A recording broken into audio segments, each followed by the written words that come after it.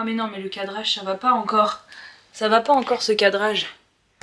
On se met comme ça. On va pas être un peu loin là mon Jack? T'en penses quoi? On est à contre-jour déjà. Viens mon bébé, viens mon fils. Hello les amis, j'espère que vous allez bien. Bienvenue dans une nouvelle vidéo.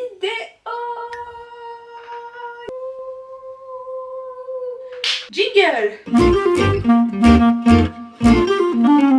Oh là, oh le bébé, oh tu es câlin. Nous sommes chez Jack qui a besoin de gros câlins. Oh oui, parce qu'il en a marre d'être tout seul. Nous sommes jeudi soir. Je suis loin de la caméra, ça me fait trop bizarre, je me vois pas trop. J'espère que vous allez m'entendre. Je suis à contre-jour. J'ai remis ce pull de l'enfer. Et quelqu'un qui m'a dit dans ma vidéo, dans mes commentaires sous un réel, Laurent en avait dit qu'on mettait plus ce pull. Mon pull du démon là. Et bien je le remets. Je suis désolée, je suis trop fatiguée. Donc on est jeudi soir, j'ai fait ma semaine, il me reste 2 heures demain. 1 heure de 8 à 9 et 1 heure de 14 à 15. C'est formidable. Vous savez que je suis presque à 35 heures rien que pour mes heures dans l'établissement. Et pourtant, je ne reste pas dans l'établissement en dehors des horaires contraints. C'est-à-dire que j'ai mes 18 heures face élève, mais j'ai tellement de trous entre mes cours. J'ai quand même 4 heures de trous le lundi. Et là, j'ai 5 heures. Bah déjà, on est à 30 heures. On est à 30 heures dans l'établissement. Là, si vous rajoutez les 2 heures de conseil de classe, on est déjà à 32 heures dans l'établissement. Je suis obligée d'être là, quoi. Enfin, je peux pas rentrer chez moi, j'habite loin. Enfin, c'est énorme hein, quand même. Si on compte pas ma nuit dans l'établissement. J'avoue que là le vendredi, d'habitude je commence à 9 h mais là je commence à 8,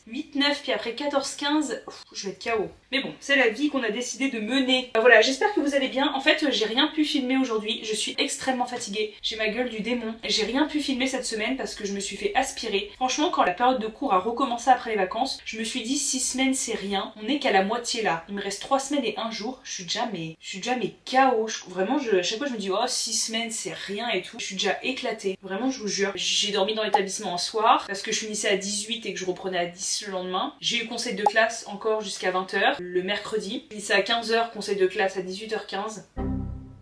Et après j'ai dormi chez une collègue d'espagnol dont je vous ai parlé dans la dernière vidéo qui est extrêmement sympa. Avec une collègue d'anglais, j'ai fait une pyjama party. Moi, faire une pyjama party, il fallait y aller. C'est vrai que j'ai des collègues qui sont fort sympathiques et donc je me suis laissée prêter au jeu. Donc vous savez que moi je n'ai aucune vie sociale et encore moins amicale. Donc faire une soirée pyjama, mais ça faisait une éternité que ça m'était pas arrivé. J'ai fait une soirée pyjama et c'était très sympathique. Je refuse en général systématiquement ce genre de choses, même soirée tout court, même nuit. Nuit conjugale, je refuse parce que je ne dors pas. Déjà dans mon lit, je ne dors pas. Alors dans le lit des autres ou dans un autre lieu que chez moi, normalement c'est totalement exclu. Hein mon Jack, lui il est bien lui. Lui il est bien. C'est une vidéo chat ASMR. Regardez comment il fait des câlins. Il me faut un chat. Il me faut un chat le bébé. Mais oui je sais, je t'ai manqué. Et je ne sais pas ce qui s'est passé, j'ai retrouvé le sommeil. Après 4 mois à batailler, franchement c'était une de mes plus grosses résolutions, de retrouver le sommeil. Et après 4 mois à batailler, j'ai retrouvé le sommeil. J'ai retrouvé le sommeil, je sais pas ce qui s'est passé. Alors si je sais, c'est la thérapie avec mon cher thérapeute homme. Moi je crois à l'inconscient évidemment, la psychanalyse etc. Enfin je suis la preuve vivante que ça marche. Je suis arrivée chez ce monsieur et je lui ai dit monsieur, je ne dors plus, il y a un problème, je ne sais pas ce que j'ai. On a travaillé, on a fait 4 séances je crois déjà. Et au bout de 3 séances, je me suis remise à dormir. En fait, il m'a dit quelque chose. On a parlé du conflit avec ma sœur. Il a débloqué le truc. Enfin, il m'en a parlé. Il m'a dit quelque chose qui a été extrêmement pertinent. Et depuis, je dors. Depuis, je dors. Je ne sais pas ce qui s'est passé. Mais c'est pas seulement je dors chez moi. C'est je dors en dehors de chez moi. Là, chez ma pote, j'ai dormi. J'ai dormi 6 heures. Preuve à l'appui. J'ai ma montre. Et pareil, dans l'établissement, je dors. Franchement, au début, j'y croyais pas. Je me suis dit, bon, allez, énième tentative pour essayer d'être moins fatiguée parce que j'ai vraiment fini l'année 2024 sur les chapeaux de roue. Vraiment, j'ai vraiment fini au bout de ma vie. Je me suis dit, mais tu vas jamais tenir comme ça, ma belle. Et donc c'était un peu la dernière tentative de me dire bon allez j'essaye ça, mais j'étais pas convaincue parce que je me suis dit à tous les coups tu ne vas pas dormir, tu ne dors pas chez toi dans ton lit qui t'a coûté 1000 €, qui est d'un grand confort dans un appart parisien, c'est pas pour réussir à dormir dans un lit d'internat dans ton établissement, tu vois, je me suis dit non, ou encore moins chez quelqu'un. Et en fait si, je redors, vraiment je vous jure, j'ai pas pris de médoc, enfin j'ai essayé une fois les médicaments, ça m'a assommé, j'ai décidé de plus jamais en reprendre, je suis sidérée. Et me dites pas le sport machin et tout, c'est pas ça, c'est le psy je vous jure, il y avait vraiment quelque chose à dans l'inconscient qui bloquait totalement. Et moi je suis une pro un peu du déni, genre comment dire, j'enfouis des trucs très profonds et pour faire ressortir ça c'est compliqué hein. Et le mec il a trouvé, il fait vraiment incroyablement bien son métier ce jeune homme. Vraiment comme quoi si vous avez des problèmes de sommeil, essayez quand même la thérapie. Alors le problème c'est qu'il faut vraiment trouver quelqu'un qui correspond quoi. Et moi ça a été miraculeux là quand même hein.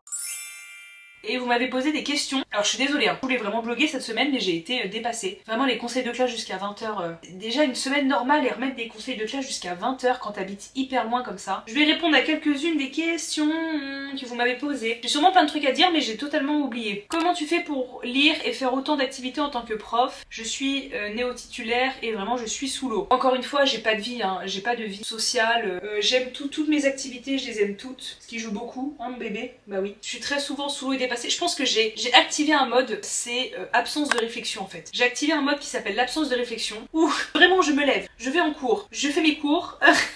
Entre temps j'essaie de faire des cours parce que j'ai que une semaine et demie de cours d'avance. Là j'ai des copies, mes pauvres élèves, Au début je corrigeais les copies du tac au tac etc. Là j'ai des copies, ça fait 3 semaines, j'ai toujours pas touché. Je pense que je vais toucher qu'aux prochaines vacances. Je vais au sport, j'essaie de dormir, je fais mes vidéos. J'ai activé un mode automatique, vraiment je ne réfléchis plus. La première année de professeur c'est extrêmement dur. C'est extrêmement dur. Notamment le fait de pas avoir de cours d'avance. Là au début d'année ça allait etc. Et là j'ai plus de cours d'avance mais c'est un enfer quoi. Entre les copies, les heures de cours, les trajets et devoir préparer des cours en parallèle, du temps à préparer les cours quoi. Eh bien je m'en sors pas. Bon demain du coup j'ai 5 heures de trou entre mes cours. J'espère avancer sur mon cours. La science est-elle incompatible avec la religion? J'espère faire au moins 2 tiers quoi. Ce serait bien, ouais, au moins la moitié. J'ai déjà avancé. Des fois j'ai des coups de pression la nuit, je me réveille et j'avance mes cours. Non, c'est la première année de prof, c'est vraiment très dur. Bah, c'est un métier qui va mieux je pense avec les années, c'est même sûr. C'est sûr et certain d'ailleurs que ça va mieux avec les années. Mais les premières années c'est un enfer. J'essaie juste de me faire kiffer en fait. Toutes mes activités, une à une me font kiffer. Et c'est vraiment l'agglomération, la coordination de tout ça qui me rend très heureuse, qui me permet de tenir le cap quoi. C'est que tout s'empile ensemble, tout s'organise ensemble pour me rendre heureuse et me permettre voilà, de perdurer dans ce mode de vie assez soutenu. Mais vraiment je ne renoncerai à aucune de ces activités qui me plaisent toutes. En tout cas bon courage, je compatis à quel point les premières années sont extrêmement rudes. Et encore moi je suis pas inspectée, j'ai pas de visite conseil, j'ai pas de ceci, de cela. J'ai pas de tuteur à qui je dois rendre des comptes et tout, donc j'ai beaucoup de chance. Voilà, j'ai cette première année où je peux préparer mes cours guillemets tranquillement, sans que personne vienne m'embêter pour vérifier, ou me juger, ou me noter. J'ai de la chance aussi que j'ai que des terminales générales et que j'ai 3 fois la même classe, donc je prépare un cours que je répète 3 fois. Alors des fois au bout de la 3e fois je vous jure j'en ai trop marre, je me répète, mais c'est une chance quand même où voilà, j'ai qu'un cours à préparer et Dieu merci quoi. Si j'avais la spécialité philosophie qui s'appelle HLP, si j'avais eu un temps plein philo avec la spécialité HLP en plus, j'aurais été mais dans une mouise, alors j'aurais dû peut-être totalement lâcher prise, faire cours, je sais pas, faire cours un petit peu à l'arrache entre guillemets. Ça aurait été pour moi impossible de préparer ces deux choses là en même temps. Donc voilà, c'est mon seul avantage, c'est qu'en philo j'ai 3 fois la même classe, donc je prépare un cours, mais déjà rien que préparer un cours ça me prend vraiment du temps. Ça me demande du temps que je n'ai pas. C'est-à-dire que tous les cours que j'ai fait là, je suis sûre que voilà l'année prochaine, si j'ai une option HLP, bah ce serait génial parce que je sais que tous mes cours de terminale générale sont prêts et je pourrais me concentrer sur le programme d'HLP. Une fille très sympathique qui m'avait dit Laura, une fois que t'as vécu la première année, c'est bon, ça roule. Juste accroche-toi cette année, après c'est bon, ça roulera. Et c'est vrai que l'éducation nationale, le plus dur c'est d'y rentrer, de réussir à survivre à la première année, j'ai envie de dire, et après ça va. Alors sauf peut-être les disciplines où tu changes beaucoup de niveau, par exemple si tu passes de une année en 6e, 5e et que l'année d'après tu te retrouves avec des secondes premières, bon bah là tu recommences tout à zéro, c'est l'enfer. Et puis c'est extrêmement kiffant, j'ai des élèves qui sont très réceptifs quand même. Alors là je les ai bien embêtés cette semaine, je leur ai fait un cours sur l'explication de texte, bah voilà, faut beaucoup écrire etc. Ils sont fatigués, ils ont des spécialités qui sont exigeantes, les mathématiques etc.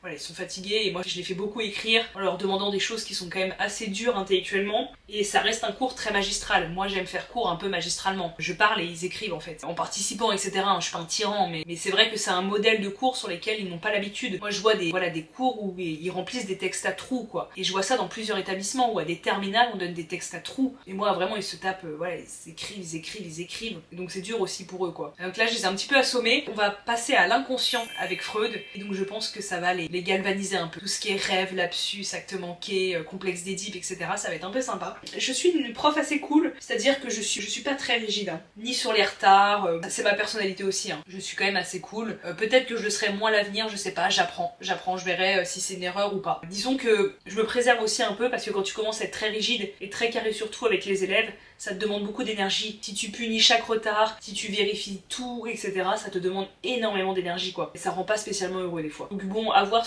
si je changerai même dans les années qui suivent, c'est fort possible. Mais là, j'ai opté pour la punition pour les élèves qui ne ne faisaient pas leurs devoirs, ce que je n'avais jamais fait auparavant. Punition pourquoi? Parce que j'ai lu un livre sur le programme d'HLP qui porte sur l'éducation, un second programme. Kant défendait l'importance aux élèves d'apprendre à être des citoyens, à avoir des droits et des devoirs, etc. Qui est une idée très banale et très classique maintenant, hein. On dirait j'ai appris un truc extraordinaire, pas du tout. Pour leur apprendre à être des citoyens, à remplir leurs devoirs d'élèves et de futurs citoyens, etc. Il fallait leur apprendre à être punis, à être sanctionnés quand ils ne remplissent pas une tâche qui leur est demandée. Donc là, bon, j'ai fait des sanctions qui sont très légères. Un exposé devant les autres élèves, ça reste cool. En tout cas, c'est la première étape. Après, si quelque chose qui se répète dans le temps, des devoirs qui sont pas faits, pas rendus, bon voilà. Kant, on va dire, insiste sur le fait que le professeur doit apprendre la discipline à l'élève et aller en fait contre sa nature, parce que la nature de l'homme, c'est la oisiveté. Kant dit qu'en fait, on n'apprend pas à être oisif. Et oisif par défaut, que ce qu'on apprend, c'est la discipline, qui est essentielle non seulement pour améliorer l'individu particulier, et plus généralement pour améliorer l'humanité. En fait, pour perfectionner l'humanité, il faut perfectionner les individus, et pour perfectionner les individus contre cette oisiveté naturelle, il faut passer par l'école et que l'école impose des règles, des sanctions si on déroge aux règles. Donc j'ai lu ça cette semaine et du coup j'ai changé ma pédagogie grâce à Kant, plus précisément grâce à Étienne Pina qui reprend Kant dans son livre sur le programme d'HLP. Alors j'ai vu une question qui était quelle est ta routine sportive? Et ben je suis en train de changer ma routine. En fait je pense qu'il était temps. Je suis une meuf, mais c'est un truc de fou. Je suis capable de répéter inlassablement pendant des années les mêmes choses. Je suis capable de faire le même entraînement, de courir sur le même circuit, la même distance pendant des années. Les mêmes conneries aussi d'ailleurs. De courir après les mêmes mecs. Toujours la même histoire. Non mais moi je suis capable de faire 150 fois la même chose. Le CAPES par contre j'aimerais m'arrêter là. Le sport ça faisait des années que je faisais la même chose, mais vraiment des années. Que je courais à peu près la même distance, que je faisais la même chose à la piscine, que je faisais les mêmes vidéos de sport au sport, que je faisais à peu près les mêmes entraînements de fessiers. Et là j'ai eu une overdose dans le sens où ma routine sportive, comme je vous l'ai dit dans plusieurs vidéos, que je faisais depuis 4 ans, ne convient pas avec une vie d'adulte qui travaille autant. S'entraîner 2 fois par jour c'est bien quand tu es en TT, donc t'as le temps d'aller t'entraîner le matin ou t'entraîner le midi et de te réentraîner le soir, parce que déjà en plus tu bouges pas de chez toi, tu vois. Il suffit que t'habites en banlieue et que tu fasses tout en voiture, bah tu marches même pas et tout. Donc là je trouve ça même hyper pertinent de s'entraîner 2 fois, tu vois, d'aller courir, je sais pas, 1 heure ça te fait kiffer, et le soir faire du renfo. Mais moi j'ai une vie hyper active, genre déjà je suis debout toute la journée, je passe 19-20 heures de mes semaines, presque, enfin c'est comme si t'étais sur scène quand t'es prof quoi. Et vraiment moi je fais cours magistral, je suis pas assis sur une chaise pendant que les élèves font des activités, ce qui est très bien. Donc ça prend une énergie de malade, t'imagines être sur scène pendant 18 heures, c'est sollicitation, sollicitation, sollicitation, sollicitation, tu parles. En plus je marche énormément, je marche 50 minutes on va dire à l'aller, 50 minutes au retour. Si je fais que l'enseignement et mes trajets dans la journée, je suis déjà à 10 000 pas. Donc j'ai pas besoin en fait de m'entraîner 2 fois par jour, c'est même ridicule. Ouais, je suis en train de changer ma routine sportive pour m'entraîner 1 fois par jour. Alors peut-être faire mes petits abdos le soir, etc. et tout, mais m'entraîner 1 fois par jour. En fait je suis en train d'essayer de tout rechanger, mais j'espérais que ce soit un peu immédiat quoi. Dans le sens où voilà, où je trouve le sommeil tout de suite, où je trouve la bonne alimentation, la routine sportive, etc. Et en fait non, c'est pas immédiat. C'est vraiment pas immédiat. Bien. C'est vraiment pas immédiat du tout. Là, ça commence par changer ma routine d'entraînement. La prochaine étape, c'est l'alimentation. Parce que j'arrive pas à savoir si je m'alimente correctement. Je trouve que je mange quand même très sucré. Je trouve ça dommage. Je trouve que ça ruine un petit peu mes efforts sportifs. Mais déjà, le fait de dormir, ça m'aide à arrêter de manger un peu tout et n'importe quoi. Mais voilà, pour la routine sportive, je suis en train de changer. Je fais des entraînements plus longs, en environ 1 heure. Et je me suis mis à l'Aerox. Alors, ça fait 1 semaine. Hein. Je demande à ChatGPT de me faire des entraînements Aerox et je regarde des vidéos YouTube parce que je connais pas du tout. Je vais essayer de faire des cours d'Aerox pendant les vacances, là j'ai pas le temps, pour voir un peu les mouvements et ce qu'il faut faire et tout, parce que je connais pas trop, mais j'aime trop. Vraiment, là ça a un peu révolutionné ma routine sportive, parce qu'en fait ça allie les 2 choses que j'adore, que la course, puisque l'Aerox c'est genre, un vrai Aerox, c'est genre 8 km de course, enfin 8 fois 1 km, et à chaque kilomètre de course il y a une épreuve avec des poids, des burpees, des jetés de balles et tout. Et du coup c'est tout ce que j'aime, c'est des mouvements polyarticulaires, et des choses qui sont pas trop en force non plus, on me demande pas de soulever 100 kg hip thrust, et de la course en fait. Et du coup ça me permet d'allier tout ce que j'aime avec mes 2 séances de natation par semaine. C'est un peu compliqué, il faut que je trouve ma routine, et ça me saoule parce que j'ai l'impression que je vais trouver ma routine là, et qu'à la fin de l'année je devrais complètement changer. Je suis un vrai Aerox et tout, mais pour l'instant j'ai pas le niveau, enfin pour la course à pied si tout va bien se passer. Le vrai problème c'est les épreuves avec des poids, ça je suis très nulle. Hein. À part le truc où tu pousses le chariot, ça je pense que je suis forte parce que j'ai des gros bras, mais par exemple le jeter de balle je suis nulle, le soulever des haltères en courant là je suis trop nulle, voilà il y a encore du taf. Donc voilà, tout est un peu en changement, mais je vous documenterai ça sur YouTube. Comment tu prépares l'arrivée du CAPES? Eh ben MDR. Eh bien tout le monde se pose la question, moi aussi d'ailleurs. Je la prépare pas trop l'arrivée du CAPES. Hein. Non, je prépare pas trop. Tu vas faire une bêtise Jacques. Viens. Je n'ai plus du tout d'espace pour préparer le CAPES à proprement parler. Si vous entendez par préparer le CAPES faire des révisions et faire des concours blancs, etc. et tout, là je peux pas. Là je peux pas, je suis saturée. Alors je lis dans le métro, normalement, il y a des semaines un petit peu plus que d'autres, mais je lis dans le métro. Ça me fait quand même 1h30 de lecture tous les jours dans le métro. Mais bon voilà, ce que je lis, c'est pas pour autant ce que je retiens. C'est tout ce que je peux faire. Et puis par contre, la préparation des cours, ça m'aide énormément. Enfin franchement, j'en discutais avec ma pote Chloé. Vraiment la plus belle chose qui me soit arrivée, c'est de devenir prof de philo. C'est vraiment le meilleur truc qui me soit arrivé parce que c'est inévitablement la meilleure chose pour préparer le concours. Moi j'étais persuadée quand je préparais le concours chez moi toute seule ou en prépa agrég, etc.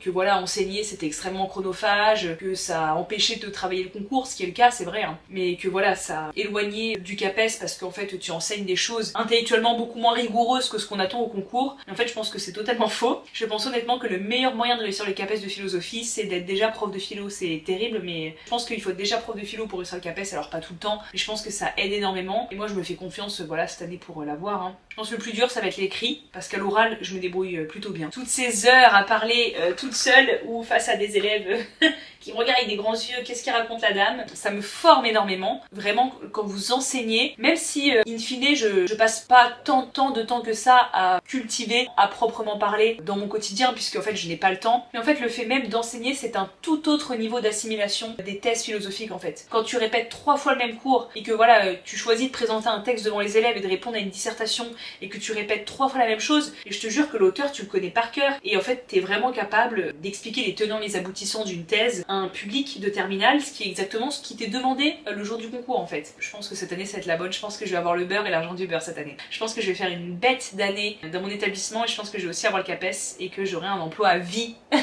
J'espère en tout cas. Après voilà, je me sens encore totalement lacunaire sur tout un tas de domaines, vraiment je vous jure. C'est la première fois de ma vie aussi où j'ai l'impression de vraiment maîtriser certains auteurs, de maîtriser certains sujets. Et puis je me trouve bonne comme prof de philo, honnêtement je me trouve bonne. Je sais que je suis une bonne prof quoi, enfin après la philo on aime ou on n'aime pas, etc. et tout, mais je me trouve douée dans ce que je fais honnêtement. Voilà, vraiment et depuis le début quoi, je me trouve douée dans ce que je fais, je me trouve naturellement douée pour ça, donc je me fais confiance. Et puis si j'arrive pas à avoir ce satané concours académique, eh bien tant pis. Ça va me faire mal parce que j'ai très envie de l'avoir, j'ai très envie de prouver à moi-même et aux autres que je suis capable d'avoir un concours, puis la vie nous dira. Donc c'est pour ça que je vous parle plus trop du CAPES, c'est parce que je suis submergée par tout le reste en fait. Et en fait je me sens aussi très heureuse, j'ai mis un peu ça de côté. Ça arrivera quand ça arrivera, de toute manière je ne peux pas faire plus, je ne peux pas faire mieux, donc j'ai pas envie de me stresser avec ça. Je suis dans mon petit équilibre, ça y est, je redors, etc. et tout. C'est pas pour me ronger les ongles, le CAPES. Mais d'ailleurs il y a des gens qui sous mes vidéos commentent « Alors ta préparation du CAPES », c'est-à-dire c'est pas du tout méchant, non c'est pas du tout méchant, mais il y a des vidéos où je dis putain je suis vraiment méga stressée pour le CAPES, etc.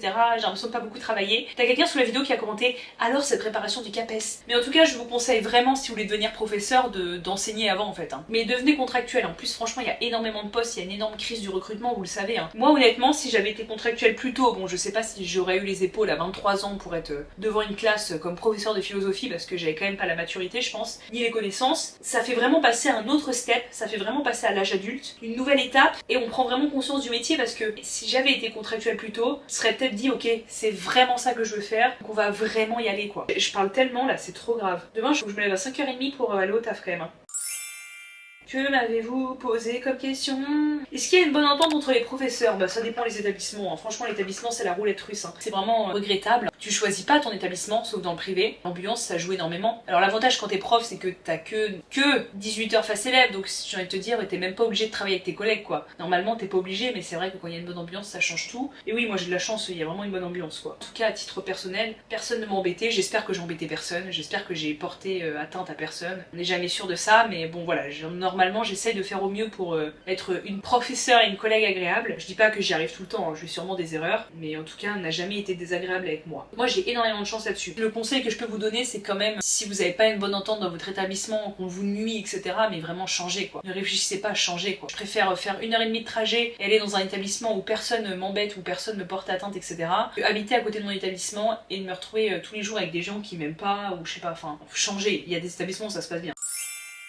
Te considères-tu aujourd'hui comme une transfuge de classe? Est-ce un terme qui te parle? Oui, oui, bien sûr. Alors moi, la littérature transfuge de classe, je l'ai lu. Donc les transfuges de classe, pour ceux qui ne sauraient pas ce que c'est le fait de changer de classe sociale. Donc ça peut être soit une ascendance sociale, c'est-à-dire aller vers une classe sociale plus favorisée, soit ça peut être déclassement social, donc aller vers une classe sociale moins favorisée. Moi, théoriquement, ce serait plutôt une ascension sociale. Honnêtement, je me sens pas transfuge de classe tant que je n'aurai pas le concours. Oh, ça c'est. Moi, je pense que tant que je n'aurai pas la grègue et une thèse, je me sentirai pas dans une forme d'ascension sociale. Une ascension sociale qui a quand même été vachement permise par mon père, qui m'a quand même payé des études, payé un appart à Paris, qui s'est saigné au travail pour que je puisse faire une fac de philo. Vous imaginez un père boucher qui paye une fac de philosophie à sa fille. Enfin, c'est un peu lunaire quoi, la philo quoi. Enfin, je vois mes élèves, il y a aucun qui veut faire de la philo et presque aucun qui veut faire des lettres. 90 élèves, j'ai genre 2 filles qui veulent aller faire des lettres. Alors vous imaginez quelqu'un, mon père, je crois il a même pas eu son brevet, sa fille qui lui dit papa je vais faire des études de philo. Mon père il a jamais remis en question une seule fois mes choix. Ma mère non plus ceci dit. Enfin je crois pas.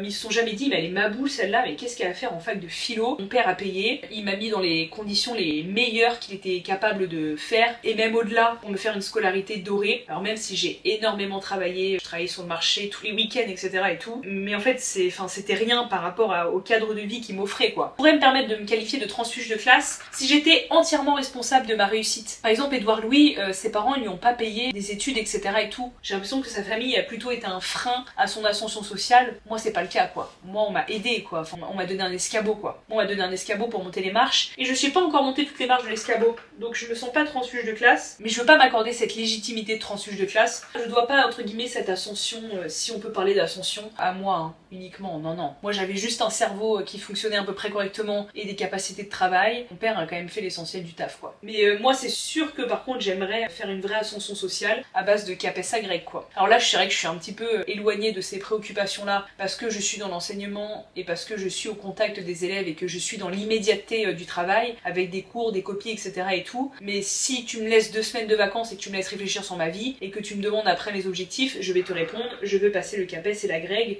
et je veux faire une thèse quoi. Là c'est parce que je suis prise dans l'immédiateté du travail, c'est même un peu ça le piège, c'est que quand t'es tellement pris dans la boucle du travail, tu oublies tes objectifs qui t'importent, hein, tes objectifs long terme. Si tu me laisses me poser 3 secondes, enfin la réponse est claire quoi. CAPES, agrég, thèse quoi. Et YouTube, n'est-ce pas? Là j'ai pas publié de réel depuis une semaine, c'est catastrophique hein.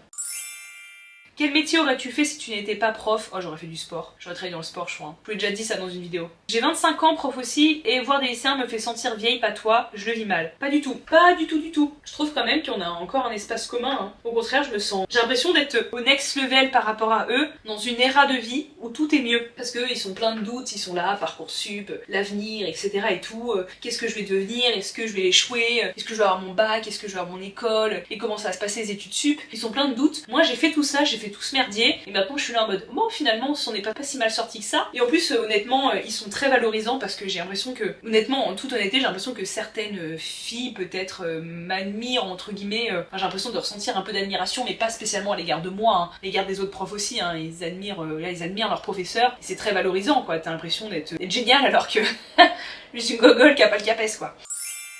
Est-ce que tu veux des enfants? Ouais, je crois, hein. Vous savez pourquoi j'aimerais avoir un enfant? J'aimerais avoir un enfant pour que ce soit un mini-moi à qui je donne tout ce que j'aurais aimé avoir en étant jeune. Genre, je crois que j'aimerais avoir un enfant juste pour l'emmener au musée, pour lui faire écouter de la musique classique, pour lui lire des passages du Gay Savoir dans son berceau, pour qu'il soit agrégé à 23 ans, quoi. En gros, pour qu'il fasse ce que moi je n'ai pas fait, qu'il fasse de la natation à haut niveau. Comme si j'aimerais un enfant pour qu'il atteigne un degré de perfection, enfin, de ce que moi je juge de perfection que moi je n'ai pas eu. Typiquement, qu'il fasse du violoncelle, etc. et tout, quoi. Donc c'est pour des raisons très malsaines, hein. Mais j'aimerais avoir un enfant pour en faire une micro-perfection selon moi. Ce qui me surprend toujours honnêtement, et c'est un peu difficile à dire, je vais vous le dire, mais c'est un peu difficile, ce qui me surprend toujours, c'est quand je vois des parents qui sont bien insérés dans la société, par exemple profs, diplômés, avec un concours, qui ont fait des brillantes études, qui ont fait des prépas, des machins, des trucs, et que je vois derrière des enfants qui font des études moins abouties, qui sont un peu moins motivés, qui ont des difficultés scolaires, etc. et tout, et en fait on s'en fout, tu vois, on n'aime pas son enfant parce qu'il est brillant, et parce qu'il est basketteur pro quoi, enfin c'est pas ça, mais c'est vrai que moi, honnêtement, mon pauvre enfant le jour il va voir ma chaîne YouTube, si j'avais un enfant et que il était, je sais pas, un mou, ou je sais pas, il était pas doué à l'école, etc. et tout, je pense que je ressortirais une frustration intense. Alors je suis pas mère et ça se trouve, je serais émerveillée devant mon enfant, comme devant un homme qui finalement n'a pas grand chose pour lui, ou je sais pas quoi, peut-être que j'aurais le même niveau d'émerveillement, je serais là, ah, tu es formidable, tu as passé l'aspirateur, comme avec les hommes, alors que finalement, quand tu ouvres les yeux, ils sont assez lambda. Ce serait difficile pour moi d'avoir un enfant qui manquerait d'ambition. J'ai l'impression que je voudrais un enfant pour en faire une micro-perfection, quoi. C'est horrible, hein. La mère tarée, je suis déjà tarée, l'enfant n'est pas là, je suis déjà cinglée, quoi. Je suis déjà folle. C'est pas comme ça que je vais trouver un prétendant qui va vouloir qu'on construise une famille. D'ailleurs, mon crush n'est plus mon crush, en parlant de ça. Mon crush n'est plus mon crush, il est pas intéressé, hein. Il faut avouer les choses, il n'est pas intéressé. Mais oui, Jack, il est pas intéressé. Du coup, tant pis, hein. J'ai fait une avance, il a pas appris la perche, quoi. J'ai fait une petite avance. Là, je sais pas ce que j'ai, on m'envoie personne sur mon chemin, on veut me préserver pour que je me concentre sur le concours. Ouais, j'ai pas de... Bah après je cherche pas du tout, hein. Mais j'ai pas beaucoup de sollicitations quoi. De temps en temps sur Instagram etc. Mais après je réponds pas. Je dis ça mais je réponds pas aux messages. Dès que je vois que c'est un homme, j'envoie 3 messages, 3 vocaux pour raconter ma vie. Après je suis là, oh finalement. C'est une platitude. Je suis triste de plus avoir de crush quoi. Maintenant là c'est retourné au néant. Comment tu réagis face aux commentaires des haters? Oh. Bah, j'essaie de me fixer comme règle de ne pas y répondre, d'arrêter d'y répondre déjà, et si je veux formuler une réponse, d'y répondre dans 3 jours quand je suis dans une good vibes quoi. Parce que franchement je reçois des trucs, et en plus tu peux jamais vérifier la crédibilité de la personne. En fait j'ai l'impression qu'il y a des gens, je vous jure, j'ai posté une vidéo, peu importe ce que je dis, ils vont toujours trouver un truc pour critiquer. Toutes les semaines ils vont me laisser un commentaire de critique. Toutes les semaines. Je sais pas, je vais parler de Luc Ferry parce que moi je trouve que c'est un excellent historien de la philosophie. On va me dire Luc Ferry c'est de la merde, t'es une gogole, vraiment je caricature à peine. T'es une gogole, de toute manière, tu n'auras jamais la Greg, tu n'as pas du tout le niveau, tu n'as pas du tout compris les exigences. Moi je suis agrégée de philosophie, vraiment, mot pour mot, hein. Je pourrais vous ressortir des commentaires. Moi je suis agrégée de philosophie, je sais ce que c'est. Et du coup souvent moi je m'énerve en mode mais attends mais tu te prends pour qui quoi? Au début je réponds gentiment et après la personne renchérit et souvent je m'énerve, je me dis mais attends, ça va pas en fait, tu te prends pour qui à me parler comme ça? Il m'arrive que les personnes modifient leurs commentaires après coup. C'est-à-dire qu'elles vont reprendre les commentaires, elles vont modifier les éléments extrêmement déplacés et après vont dire mais t'as mal compris, tatati tatata, gna gna gna gna gna, tu arrêtes pas de t'énerver, tu comprends mal, j'ai pas dit ça. Et la personne entre temps a modifié son commentaire, enfin c'est lunaire. Et puis ouais, j'ai pas mal de gens qui critiquent tout ce que je fais. Par exemple, j'ai posté une photo sur Instagram, vraiment une photo, où de loin on voit mon ordinateur. Tu sais, mon ordinateur qui est en petit avec des écritures qui sont en times 12. Donc en fait, si tu veux regarder ce que j'ai écrit sur l'ordi, faut vraiment que tu fasses un screen, que tu t'arrêtes, que tu zoomes, que tu lises. Il y a des gens qui vont me commenter ce que tu dis dans ton cours, c'est pas bon, c'est faux, comment tu peux dire ça, c'est pas vrai, vraiment je vous jure, tout le temps. Et puis tu devrais plutôt dire ça, et puis moi j'ai appris ci, et puis en plus honnêtement des gens qui souvent n'ont aucune légitimité. Et moi je suis vraiment extrêmement partante pour recevoir des avis, des machins, vraiment. Je suis tout sauf omnisciente, tout sauf parfaite, et vraiment il y a plein de gens qui m'ont fait des commentaires mais extrêmement constructifs et grâce à eux, j'ai évolué, merci à vous. Mais il y a aussi tout un tas de gens, ils sont ni profs, ils font pas de philo, on sait pas qui ils sont, et ils viennent me dire que ce que je fais c'est de la merde genre. Vraiment, enfin c'est un truc de fou quoi. Et puis même s'ils me disent non mais moi je suis agrégée de philo, j'ai aucune certitude qu'ils me racontent pas de la merde en fait. J'ai l'impression que j'ai l'ensemble des agrégés de philosophie dans mes commentaires qui viennent m'expliquer la vie quoi. Vu le peu de postes qu'il y a par année, je doute quand même que que vous soyez tous agrégés pour me reprendre sur toute ma vie. Alors je dis pas que je suis parfaite et que tout ce que je fais est bien, mais déjà il y a des manières de le dire, et de deux, adopter un ton presque condescendant, c'est très désagréable quoi. Et vraiment j'ai l'impression, je prends du recul et je me dis, je dois renvoyer un truc à certaines personnes qui doivent se sentir moi ou quelqu'un d'autre, ou d'autres personnes, pas moi spécifiquement, mais qui doivent ressentir le besoin d'afficher leur supériorité intellectuelle par rapport à moi. Mais les gars, j'ai jamais dit que j'étais la plus intelligente quoi. Enfin je le sais que je suis pas la plus intelligente. Vraiment, je regarde des vidéos, des vidéos d'une fille qui a 20 ans en ce moment qui s'appelle Capucine Meyer. La fille est brillante, elle a 20 ans, elle a 6 ans de plus que moi. Je la trouve presque plus brillante que moi, elle a sûrement plus lu, etc. Et des cas comme ça, il y en a plein quoi. Moi, des copains brillants, j'en ai plein, des gens qui ont eu l'agrégation du premier coup, gna gna gna gna gna, j'en ai plein. Enfin, je sais très bien que je suis pas la plus intelligente du monde, que je suis un peu beauf sur les bords, que des fois je m'exprime mal, que ma langue française n'est pas parfaite, que je suis pleine de défauts. Mon dicton fait mieux que parfait, des fois ça me mène à faire des choses un petit peu bâclées. Je dis pas que je suis parfaite, mais enfin j'ai vraiment l'impression qu'il y a des gens, des fois ils ont besoin de vraiment constamment me dénigrer, soit me dénigrer sur mon physique, ça c'est les gens sur les forums, soit me dénigrer sur ma légitimité intellectuelle. Alors est-ce que c'est de la jalousie parce qu'ils aimeraient être prof de philo, ou parce qu'ils aimeraient se cultiver, etc. et tout, pourquoi pas, ou est-ce que parce que eux-mêmes ils se sentent en insécurité sur leur capacité intellectuelle, ils se sentent le besoin de me dire que je suis de la merde et que tout ce que je fais c'est de la merde quoi. Vraiment, dès que je poste le moindre truc sur Insta, il y a des gens qui m'envoient des messages sur Instagram pour me dire à la minute 12:36 de ta vidéo, tu as dit ça, alors que c'est ça, tu sais ni bonjour ni au revoir. Oh. Bon, en contrepartie, j'ai énormément de personnes qui me disent de croire en moi et qui sont extraordinaires, et merci à vous. Mais il faut aussi s'accrocher pour être sur internet, hein. Franchement, je vous jure qu'il y a un besoin de dénigrer qui est quand même puissant quoi.